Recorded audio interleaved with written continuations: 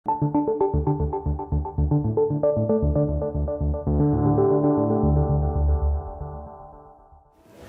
quite a heavy subject because we are going to go through finally what's democratic education.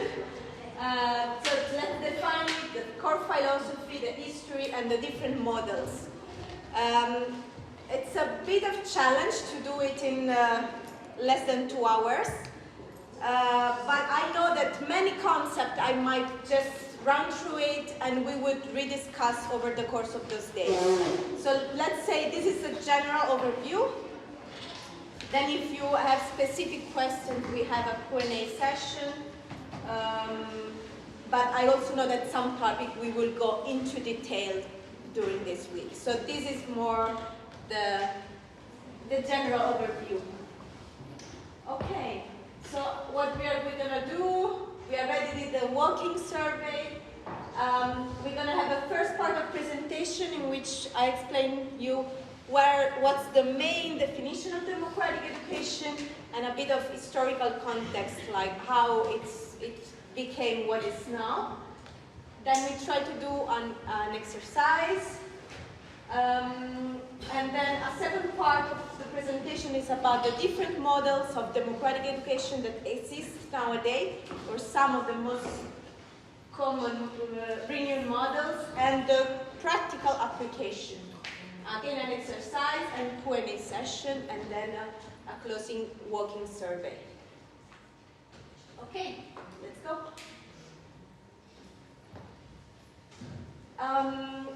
So before we start, it's important that we reflect on what do we think is the objective of education according to us. So, anyone wants to give it a try? What for you is the goal of education? Yeah. Learning to learn. Mm-hmm. Love to learn. Discover ourselves. Mm-hmm. To give freedom. Learn how to interact. Thanks. So, to answer the question of what's the objective of education from a democratic education point of view, I start from a little step back, and I like to start with this question, is that I feel it's the central question that all pedagogues should ask, is what it means to be human, according to us. Because once we reflect on what human beings are, then we can give an answer of how do we educate human beings. And I think what is really important is that what makes democratic education different from other kinds of educational approach, it's the answer given to this question. So what it means to be human and therefore child.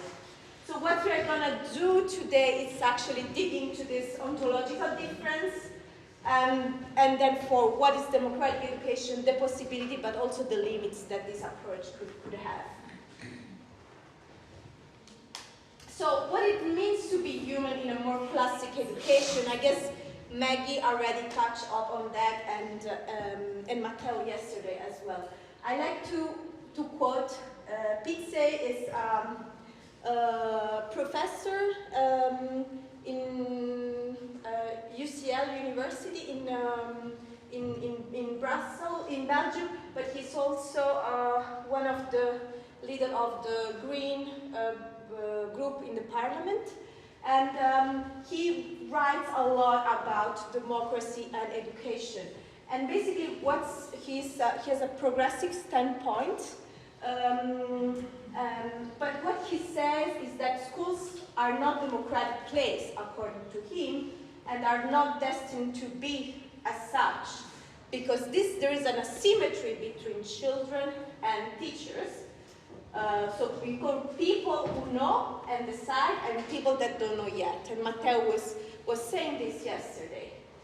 And therefore, this asymmetry cannot be balanced, and so we cannot bring democracy in education because democracy should be taught but not practiced in school, and it's based on the assumption that democracy only takes place between citizens, and students are not yet citizens. Okay, so we see that even in progressive thinkers and educators, there is a struggle in understanding school as a democratic place because of this asymmetry between the learner and the teacher.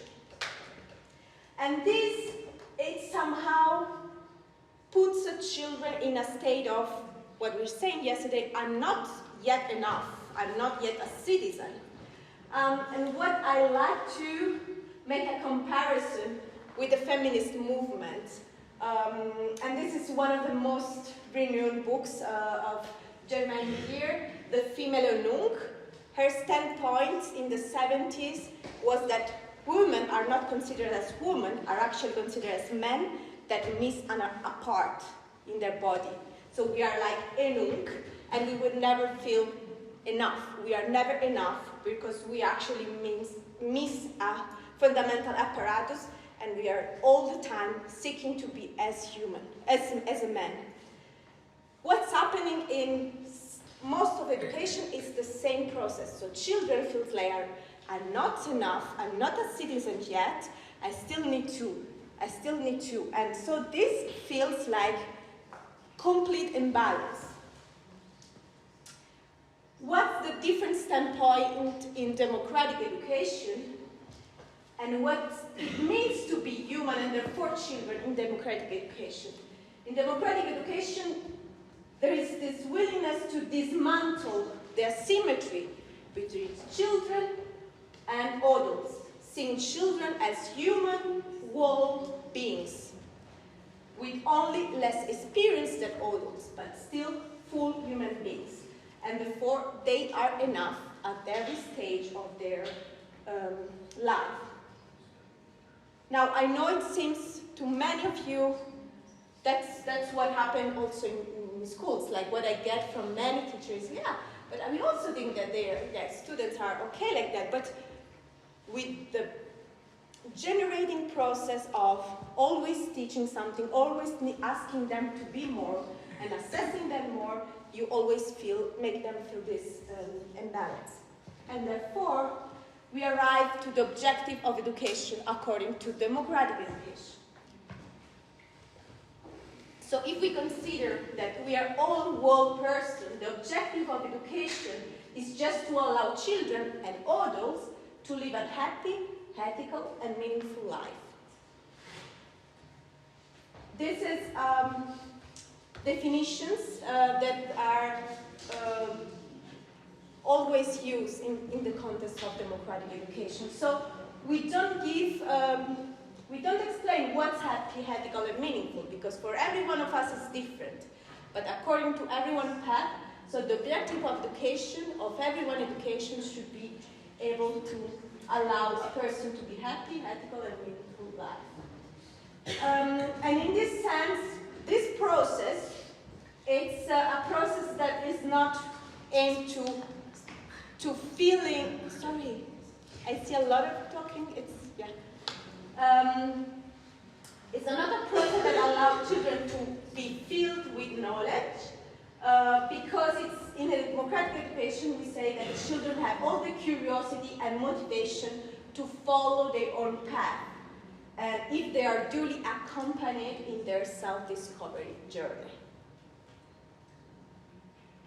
So, with this introduction, we now see what is democratic education. So, even though there is no one single definition that is commonly accepted, and because we will see later that there are different models of democratic education, we know that there are two fundamental pillars in democratic education. And one is self-determination, and the second is democratic community process. So what we are going to do now is talk a bit more in detail what is self-determination and what is a democratic community process.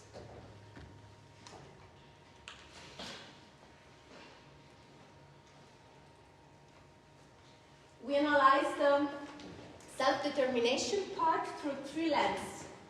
The first one is self-determination as human right, self-determination as mental health, and self-determination as self-directed education. So why we put the focus on self-determination in democratic education? Because we think that's a fundamental children's right. Children is as a fundamental right to participate in the events concerning their own life. But this right has been only recently recognized. Okay, so the Convention on the Rights of the Children has been done in 1989. It's such a recent event, if you think about that. But because it has been published so recently, we still consider this, we don't really recognize children's rights as it is written there and as it should be. So children are still an object of our education with very limited subjectivity. So in 1992, Hart created a report for UNICEF and published the ladder of participation. So I want you to have a look. Do you manage to see that? Yeah. So he was saying, yeah, children, the report of the Convention of the Right of the Child was just published, and he said, oh, but okay, we wrote that children have the right to participate in the life, in the right to participate in the decision concerning their life, but is this actually happening? And so he created a ladder saying the different steps of participation and realizing that in most social life of children, the participation is actually really limited. And we know, for instance, we have the lowest degree is manipulation. When we manipulate children to agree on something and we convince them that it's their own decision, but actually it's us that we manipulated them to agree on something. But then there are also interesting ways also of degree of non-participation that I actually didn't think that much. Decoration is when we use a child face or a child image to promote something without they really knowing what it's about. And tokenism, when children become also sponsors of something, or when we see I have a lot of friends with children that has Che Guevara t-shirts, okay. 3 years old child with a Ernesto Guevara t-shirt, which don't know nothing about him, but that's tokenism. When you use a child, you give them a symbol that has zero participation in what you are putting on that. Then when children are assigned to something, so you don't really give them the freedom to decide, but you inform them. And then there are more ladder until there is a degree of participation that fully involves their own will. So when a child can initiate a decision as a meaning in the shared decision with the adults. Lower level of participation are often considered adultism in literature. So we use this term to define when adults really have prevarication attitude towards children and don't respect children's basic rights. Mental health has been already mentioned, so I would not talk that much about that. But why we use self-determination? Because we know that it's key for mental health. And mental health should be the key aspect to consider in education. Are you familiar with the Maslow pyramid? Yes, a little bit? Okay, so if you look at that, it's a hierarchy of needs that every human person has.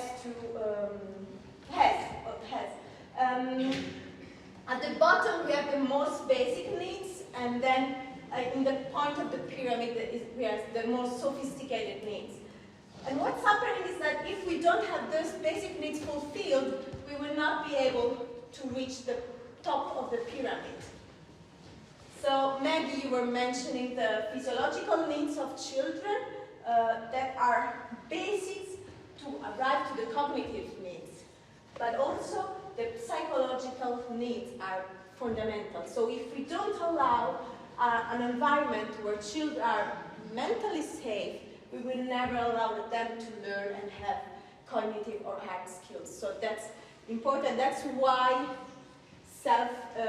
this determination is key in democratic education. We told yesterday that motivation plays a big role in our ability to make sustained change and to maintain our health.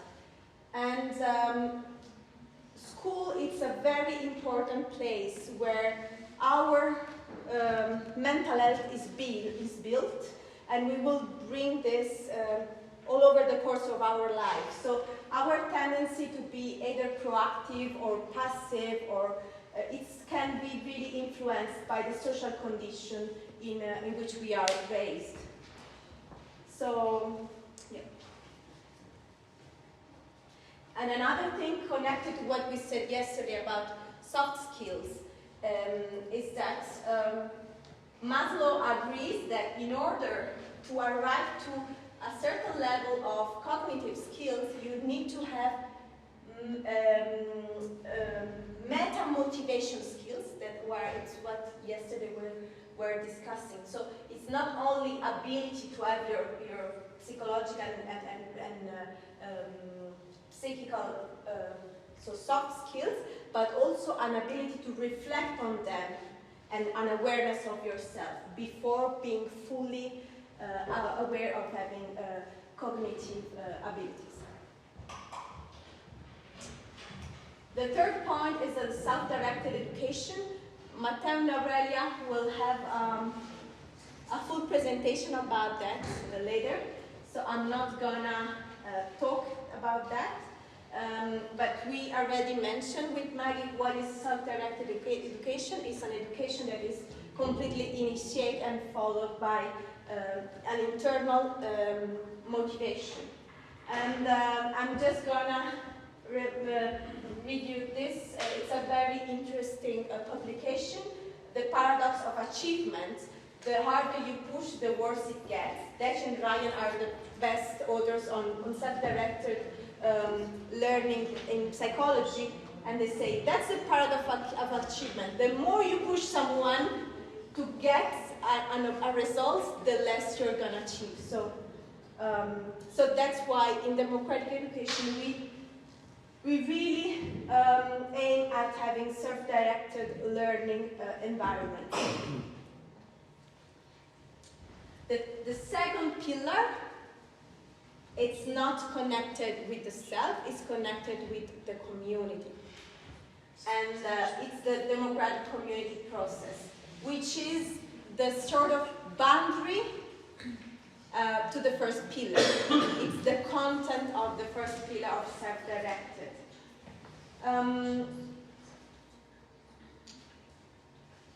So in democratic education, there is no hierarchy between teachers and students, but there are different roles. Children are first seen as human beings that deserve the same respect, attention, and care of adults. In democratic schools, we respect children as adults, and we have the same attitude, which is something that even at home I don't manage to do the same with my children. Like sometimes we shout at children, and we would never do that to adults. Sometimes we impose children things that we would never do to adults. And what Maggie was saying, we are blocking children 8 hours without giving them food, something that we would never do to adults. So the standpoint of democratic education is give the same respect of children to children, the same attention and care that you would bring to adults. It seems simple, but we are not there yet. In democratic schools, children are offered the possibility to have a say in all matters that interest them, as long as they can take care of the responsibility that goes with those matters. And how do we assess this responsibility? How can we reflect on that? Definitely, an awareness of the different level of brain development place the adults in a position in which is able to make suggestions about that. But then there is all moments of discussion and talk of individual process and communitary process that allows the child to understand if he can or she can bear the responsibility so that she can have a say in all the matters that interest them. And therefore, there is also a full democratic participation. This comes from a very old socio-political standpoint that consider that having full democratic rights in childhood is the best way for adults to become actually active citizens. And it's very ancient understanding, but it's still now we struggle. So we imagine that children at 18 years old just wake up and start voting and start to participate actively in political, social life, when until 18 years old they didn't have any say about their basic decisions in their living space. And school is the most important living space and social space for a child when they spend 8 hours per day. So what we do in democratic schools is that we decide together. We do a continuous exercise of decision making so that children experience what it means living in a society. And this is something that goes against the first slide that I showed you with the quotation of this Belgian politician. But luckily, it's now received by the EU, and we have a very important thing that is happening is the EU Children Participation Platform. So since last year, the EU realized children have zero say in policy and in politics, and we need to involve them. It's the first time.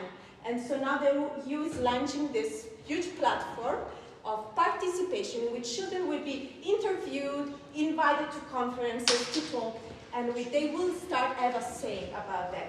It's a huge change because no one is ready, but this reflects on what democratic education is living day by day in the decision-making process shared with children.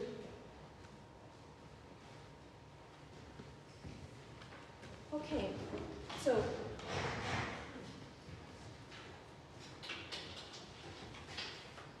we briefly sketch what are the two main pillars, so self-determination and community participation.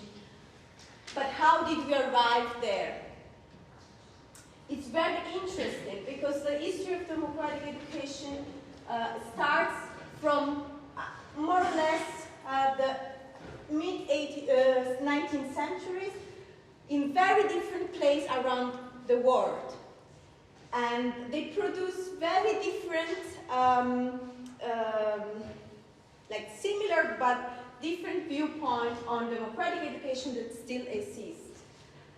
We used to say that one of the first persons that started the democratic education movement is Tolstoy, the writer. Do you know about that? Yes. And did you know that he was one of the major developer of democratic education thought? Yes. Yeah? Okay, good. So he created one school that was really innovative at the time, saying that the education system by the time was absolutely not interested in caring about their children, individuality, curiosity, and so he really created a school that was based on children's willingness and creativity. At the same time, we have John Dewey in the USA. So Tolstoy was in Russia. In the USA, we have John Dewey that does a lot of reflection about participation, democracy, and education, and create the laboratory schools, one of the most advanced laboratory school experience where children live democracy. And at the same time, in Europe, we have all the anarchist movements interested in education and interested in promoting innovative and emancipatory education process. And so we have Francisco Ferrer in Spain that create a modern school, and a branch of that also stands in the US. Very different standpoints. We have Tolstoy, we have John Dewey, intellectual, and then we have the anarchist movement. But all of them, at the end, create more or less a similar view based on the pillars we were saying. And we have other two. We have in the, 20 years after, we have Niels, so a psychologist that in the UK created the Summerhill School, one of the oldest democratic schools that still exists. And he comes from a psychology perspective into that. So it's interesting to say how different perspective, a political perspective, a philosophical perspective, and they all merge to the same understanding. And in the Netherlands, there is another important experiment from Keesburg that create the first sociocratic schools, inspired also, that has some democratic elements. Finally, another years after, we have the experience of the Sudbury Valley School in the 1968. It was also create another fundamental moment in which catalyzing the pillars of democratic education, reflecting on what was already been created in the first year and creating a specific model. So that's a bit of the background of the different streams of this movement. And what is interesting is that those different streams are still present. So a more political approach toward a more philosophical approach, or the sociocratic approach is a more organizational approach, they are all still present nowadays. So let's say the founding fathers and mothers of democratic education still outlived these different models. And so here we see a little drawings of the possible models of democratic education that exist now. We are gonna watch this later, and I'm gonna explain you why we have the circles there. But now we're gonna go into detail about the different aspects. So Summerhill was created in 1921 by Neil. As I said, it was a psychologist, very caring about the mental health of children. Why this model is distinctive to other models of education in democratic education? Because there are pre-established classes. Okay, so adults provide classes that children can decide if attending or not. So if you go to Summerhill, there is already a clear schedule of what is happening on Monday, on Tuesday, on Wednesday, etc. And then it's up to students to attend or not attending.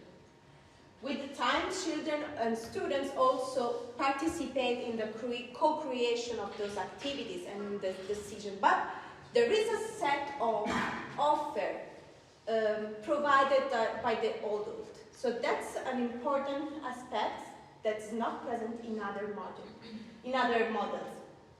So what's the standpoint here is that adults provide some content. Adults provide their competences. And it's interesting what you were saying about motivation, like in the importance of adult in being engaged in the curiosity. Well, Neil was completely against what you said at the beginning. He said, actually, you know, teachers should not be so good in teaching and in involving students, because the more you do that, at the end you are manipulating them in being interested in something they would not be interested at the basic. He was kind of extreme when he started, and then gradually the summary changed. So they really then put much more emphasis on the methodology they were using to teach. But at the beginning it was, no, teachers should not be, too good. If you are too good, you are manipulating the interest of the student. Now, as I said, it's not anymore the case. They actually have their own teaching methodology. The second important thing is it's a boarding school. So most of the children that are in Summerhill lives there. And there are probably two reasons for this. The first reason is that a lot of children comes from other countries. But the second reason is that Neil was convinced that parents had a lot of influence in the education of children, and sometimes that influence was not good, because parents, moved by fear, moved by their own fears and projection, would limit the internal motivation and curiosity of children. And so if most parents would choose to allow the children to experiment by themselves the process of education, this would have been actually a positive experience for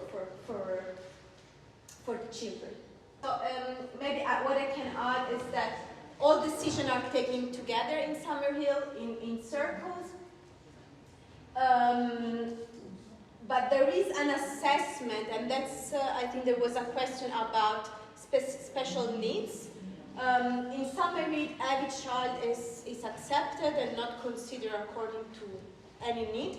But there are observations that adults do, and if they consider that the child has not the capacity to be completely autonomous in the decision-making process and therefore cannot bear this responsibility, then they are accompanied in this process of self-regulation.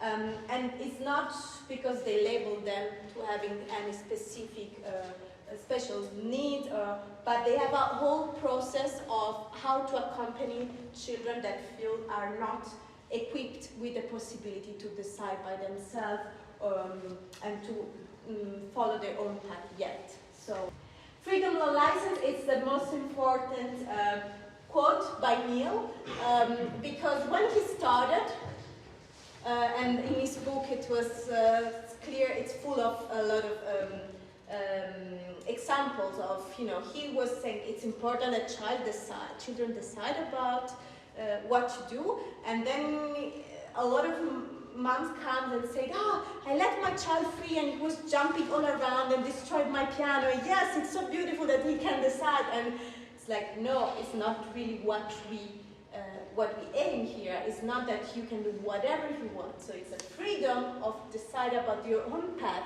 but it's not license. License meaning you do whatever you want without respecting the environment in which you are.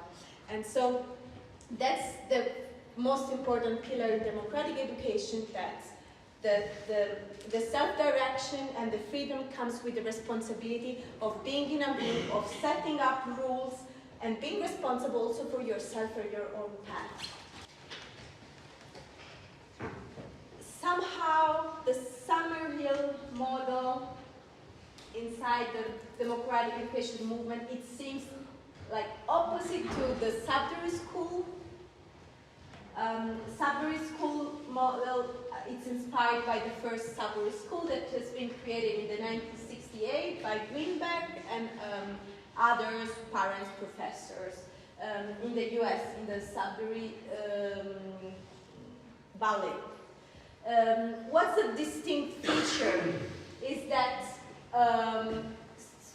we said in the Summerhill there is a curriculum and children can decide if attending or not a class. Here there is nothing. So learning comes as a byproduct of ordinary experience rather than through courses. So adults never propose an activity in the Sudbury model. So here is a sort of complete shift. And why that? Because there is a deep belief that the act of proposing an activity in a certain way limits or change the possibility of the person, so the child, to decide by its own. And so offering, the fact of offering limits the creativity and the ability of the students and the child to understand what their real passion is, what their real learning path is. And so there is no predetermined educational syllabus, curriculum, or standardized instruction.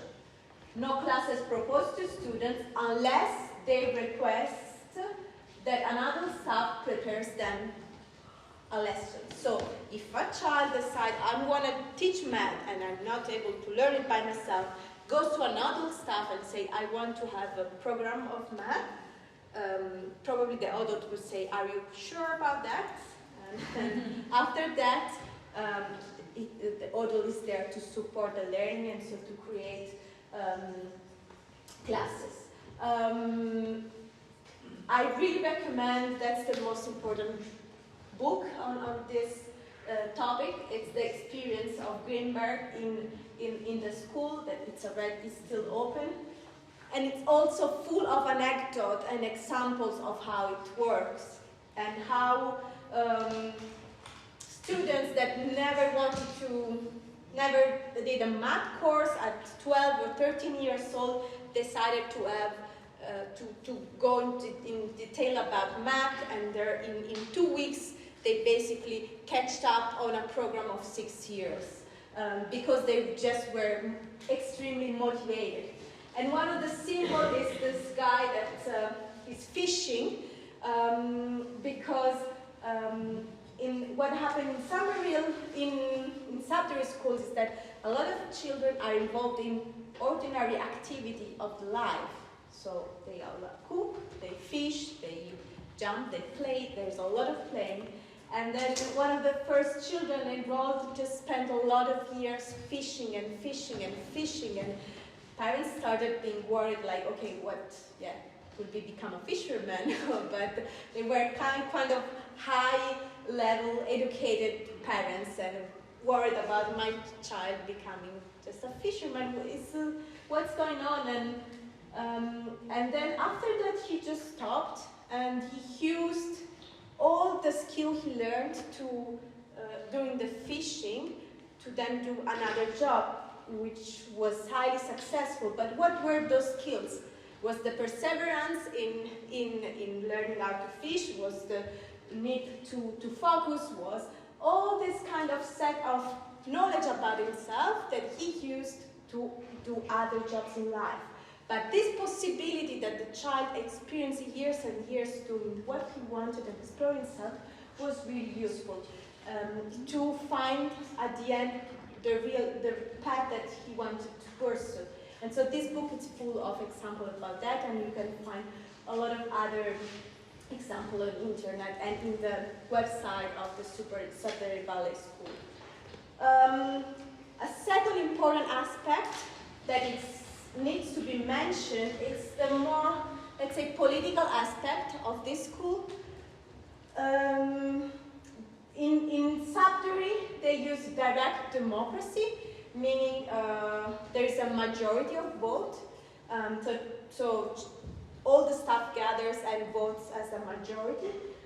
Why they do that? The basic standpoint of Sudbury is that the schools need to reproduce the political system outside. So the school needs to help students to fit in the political political system. And so they just translated the political system of the US into the school. Exactly the same. So they have the majority, they actually use the Robert's rule of order, so very typical way of using majority that is used in the US government in the school. And also they use the same system, so they have a judicial committee that judged, like sort of tribunal, okay, that judge if some activities, if some person are breaking the law. They have the more, let's say, the legislative body and executive body. So it's a really reproduction of what's happening outside, but inside the school. So there is no transformative willingness from a political point of view. And it's interesting, we compare with another model, but it's also interesting because it says also it got a lot of critiques as well. Being one of the most radical models, of course it gathered a lot of critiques. Major critiques is that it kind of reproduced the neoliberal ideology, both from a political point of view, so what just wanted to keep the status quo of the politics, but also from a more personal point of view, because allowing a lot of space for self-determination and allowing so this much more space of you can decide whatever you do.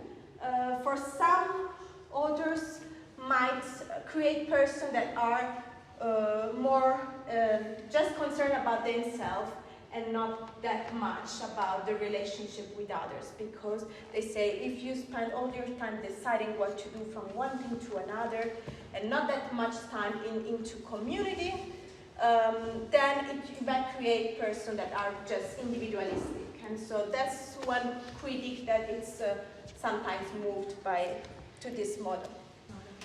So the jury is composed by persons that are normally elected, students and teachers, so everyone is part of this jury, okay? So you can have students that are part of the jury, and there is a sort of trial. Now I'm talking about the standard model, okay? So what happened in the Sudbury school, then you have a lot of other differences in the world, but let's stick with that. You have this sort of judicial committees that gathers, and if someone did something to you, you can ask to this person to get in the judicial committee, and then there is a description of facts. So you explain the facts, the other person explains the facts, and then there is an agreement that needs to be found. Now, in most of the school, and I guess it's the case of Sudbury, there are sanctions that are agreed among all persons. So one of the decisions that they take with the students is, okay, if I don't tidy up the room, what is the sanction? Or if I throw a book on the floor, or if there is a physical violence among persons, what's the consequence? So this is to be agreed among the person before, so there are sanctions. And so the consequences in this tribunal are the sanctions that are applied. Then there are a lot of other modulation of this. Okay, so not all the schools in the world that consider themselves as inspired by Sudbury, not all of them. Tap the keyboard. Oh yeah. Not all of them follow like the same.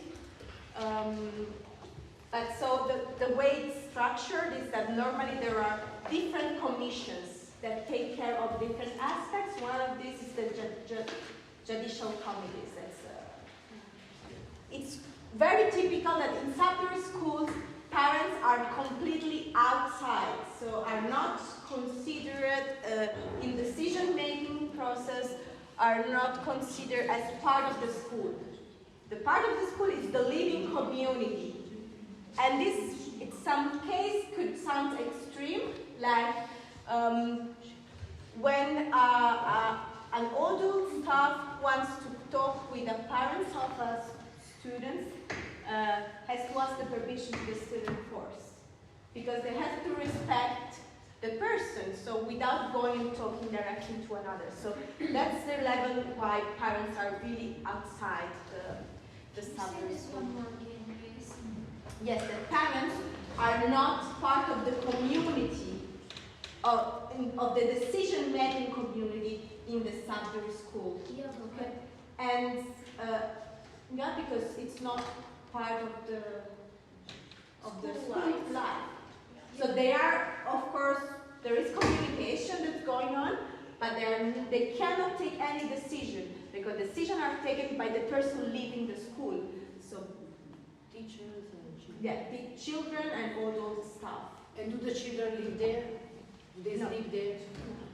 And as I'm saying, what I'm telling you is the original Sudbury school, but there are different models and different declinations of this. So you might have schools that are inspired by Sudbury, but they have parents getting in. Schools inspired by Sudbury that use another decision-making method. So I'm now giving like categories, but in reality it's not in silos, okay? It's always say that there are so many democratic school models as democratic schools, because as decisions are taken among the person, and person are different in every school, then the school model change accordingly, keeping in mind the two pillars of the school, of the pedagogy. Okay, so here we said that the Sudbury School wants to sort of reproduce the political system in the US and make children aware of what was, and use the same tool of the political system in the US.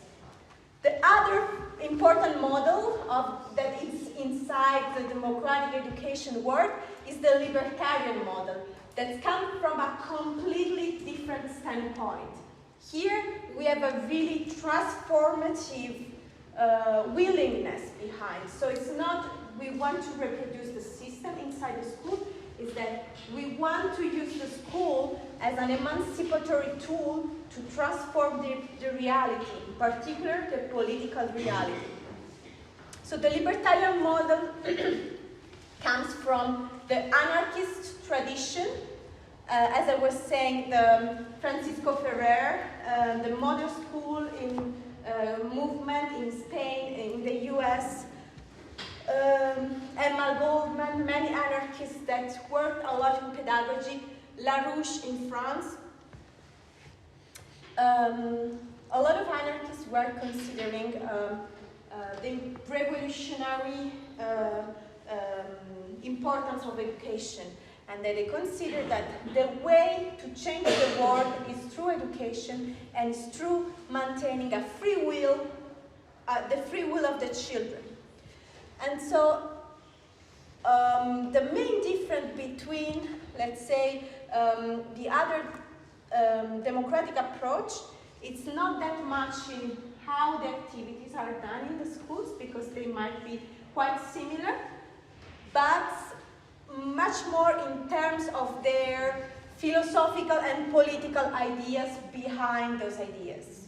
So, leaving a child free to decide in a libertarian model, it's also very much connected with allowing the child to free from the repression and the oppressions of a society that forces you to learn certain skills instead of others.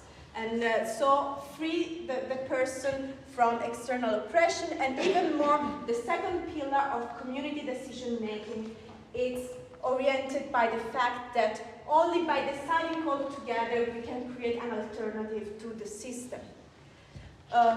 Libertarian model, it's a model that derived from anarchist tradition, so it's interested in creating an alternative to the state. Okay, so that's the precondition. So libertarian schools tend not to be interested in being recognized by the state, for instance, and they might have a sort of difficult relationship with the state itself because they are in a process of making a political alternative. There are also the other sets of differences because the role of the educator in this kind of pedagogy, it's a bit different because they believe that the role of the libertarian model, the objective of a libertarian school is to create an alternative. The educator has to have a moral objective of guiding the children into understanding what the social, political, and sort of political education to happen. So we can see it's a bit different from what we said in the Sudbury school, but also in the Somerville, because there is not this, let's say, moral role of the adult that wants to transfer some belief to children, and this is kind of key. And so libertarian model has much more overlaps with the critical pedagogy, so popular education or Freire, you might be familiar with that, coming from more Marxist pedagogy. But it has also been critiqued quite a lot, even within the democratic movement, because having the educators this important role of promoting certain values could stop or block students' independent thoughts to emerge, and therefore alter the students' way of thinking, and it somehow, it's like if others would already create a version of the truth of the world and passing this to the students. What we can see, however, is that the practice of libertarian models compared to others is quite similar in the practice. So in the everyday experience, if you go to a libertarian school, you would feel the quite same thing there going to Somerville school, for instance. But it's just more in the political thought behind. It has to be noticed that because there is this moral responsibility of the adult, libertarian schools tend to be more anchored in the Somerville model, so they give some lessons to children because they have to provide some content to children. So what is also my experience, but then it's interesting that libertarian school present here will also bring their standpoint. I see this in Italy and in Spain. Libertarian schools tend to have more classes, okay, to propose more classes to students rather than other democratic schools. So this is a model that is based more on an organizational structure. So schools that define themselves sociocratic schools use a sociocratic organizational model. What it is, it's a model of governance in circle that is based on consent decision making. So those schools are schools in which they say every person that participates can have a say in the circle in which it is. So there has to be full consent in taking decisions. Again, it's gonna be tomorrow, so I'm not gonna talk it that much, but sociocratic schools, not all sociocratic schools are democratic schools, because even very traditional schools can apply sociocracy. Sociocracy is a way of governing, so we can apply this governance in different kinds of schools. When you apply it to democratic schools, then it means that the children have their sphere of decision in all the aspects of their learning. So, and they decide by consent decision making in all the aspects of their learning as well. But you can have sociocratic schools that where the children's circle has no saying about their learning experience. Okay, so that's some important thing that you need to know about. Tomorrow we will discuss about what sociocracy more, but just for now, maybe you understand that you have a school that is organized in different circles. So you have the school, the children's circle, the parent circle, sometimes the teacher circle, and the management circle. And inside of all these circles, there is a consent decision-making process. So now we do a little bit of exercise, and we go back to this circle. And this circle has been more or less reproduced in the floor, more or less. So use your imagination. What we are gonna talk now, I'm just wanted to show you this slide about how do we put in practice the two pillars of self-directed learning and community democratic processes. So that's a graphic taken from the Sacre School Paris, in which they elaborated the 6 criteria for effective self-directed learning by Peter Gray. But it's interesting because you put it in a context of democratic schools, so you see what are the practical things that are done in a democratic school to put in place self-directed learning and democratic community process. And so I'm just going to read it through very quickly, keeping in mind that all of this will be discussed this week. So if something still feels very theoretical to you, we will go into detail of all of that during this week. So the first one is adults who are helpers and not judged. And so the importance of the posture of the adult. We will have a module today, if we manage, about what is the adult role and how an adult posture is in a democratic school. So we will go into detail about that. Unlimited opportunities to develop passion is how we try to pursue internal motivation of students, and how can we explore the interest of every student, and the importance for adults to capture the interests and to reconnect those interests into practical aspects of life. The importance of play, that is central to every democratic school, and we know now that play is a key feature in the development of humans. And if we deprive humans of play, we deprive of very important cognitive developments.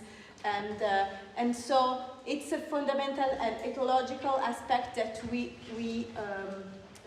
need to have. And play, doesn't stop when we are children. It's the way of having fun while we're learning, while we do things. And so it's having unlimited opportunity to play. It's a way of expressing, of learning, of understanding and testing the world. Age mixing, it's a key essential aspect of democratic education. So this school was from 3 to 19-year-old. Not all democratic schools are the same in this sense. Some of them, they divide by, they have, I don't know, from 3 to 6 all children together, for instance. Others tend to mix all ages. And the reason why is that mixing age is the thing that happens most naturally in life. So when we live, when we work, we are always in contact with persons with different ages, and this creates cooperation instead of competition. We see that when everyone is at the same level of age, we try to look about the difference and we compete, but when we are different, we cooperate one to each other. And so older students are mentor and nurture younger students, while our younger students look at older students, but also elder can learn a lot from the youngest one. The democratic decision-making process is another key aspect. So tomorrow we will see how, for instance, sociocratic decision-making process works and how we can take decisions all together in one school. In general, what happens in a democratic school is that there are assemblies run every week in which major decisions are taken. Some with majority votes, some with consent, but there is always this forum, this organ where decisions are taken. And generally, decisions are taken about rules, about subjects, about activities, about money, all together. And then the last point is that the students are responsible for their education. And this is the fact that self-directed learning. So they're taking responsibility for your own learning path. That doesn't mean that the child is left alone to just have bear all the responsibility. We saw today that the brain develops to a certain pace, and so we need to be aware of what are the possibilities of a child, or at a certain age we observe, we are there to help this process. Now, the last slide. Oh no.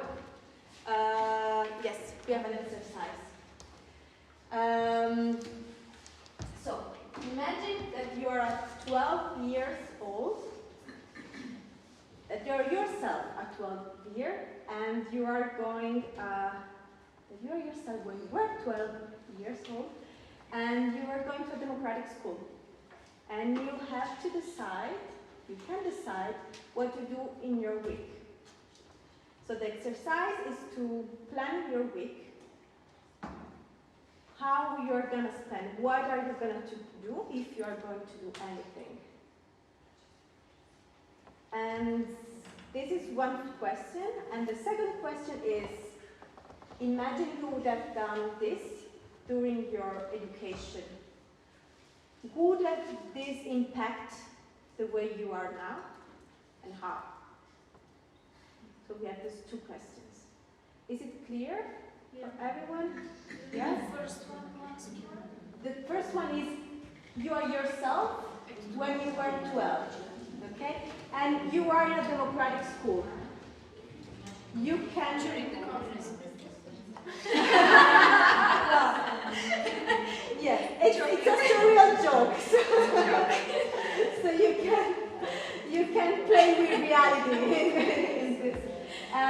So you can decide what to do during your week in this democratic school.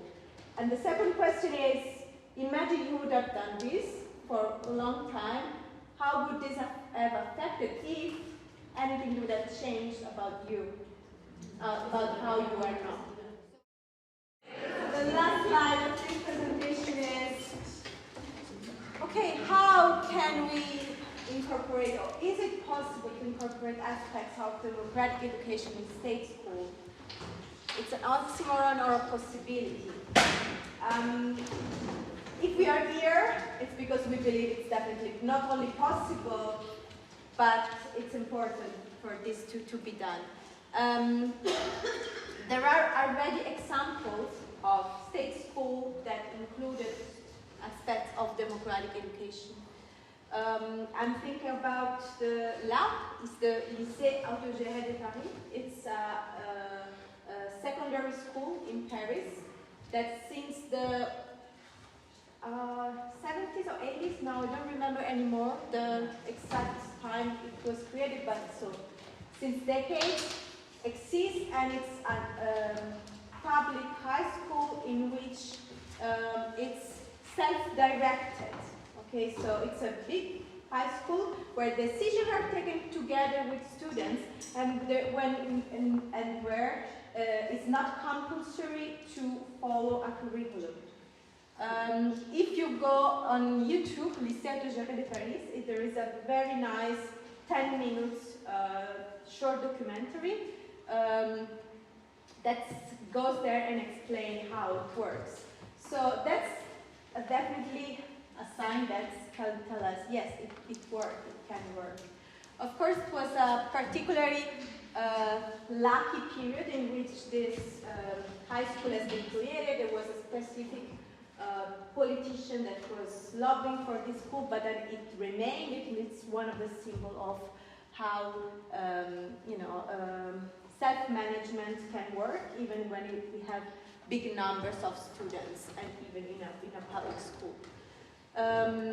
The other example that we want to bring is the Suvemai school in Estonia. We have Estonian here, so they know that school very well. But so as part of the Desc.Project, me and Mia went to visit the Suvemai school. It's primary and secondary school in Tallinn, completely public, so state school, where inside this big school there is a branch that it's a democratic school experience. So we went there and we see how this was working. We made a very small film. Mia, maybe you can talk just one second about that. Yeah. So it was a bit of an improvised trip, but we went there and we improvised and suddenly started filming. And there's still many improvements that need to be made. We need to do subtitlings and improve many little details. But anyway, we were very happy because we managed to get both interviews from the students, from the staff in the democratic branch, but we also got to spend a lot of time with the headmaster of the school. And so I think this video shows a beautiful perspective on the possibilities that can be achieved. So, if you agree, we can screen it to you. Some of you already saw the short version, that is 8 minutes. That's a long version, 30 minutes.